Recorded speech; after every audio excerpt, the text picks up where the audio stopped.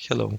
In this lesson, we will do a few little changes to our window so that we are prepared to start working with the Vulkan API. I will shortly start the project to show you something. When we have this window here, you are able to resize it and you might see the white square surrounding by a black region. As we begin with Vulkan, we want to disable resizing the window.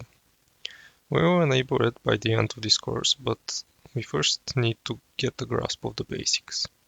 So we start by going into the Windows CPP file, and here before the window gets constructed, we will need to call gfw window hint, gfw resizable, and pass in false.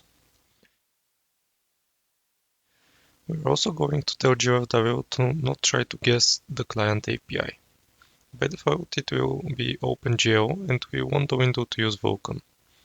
So we give it another hint for the client API and pass in no API.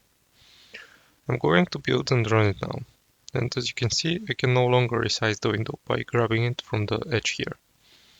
We can now officially start with the Vulkan lectures.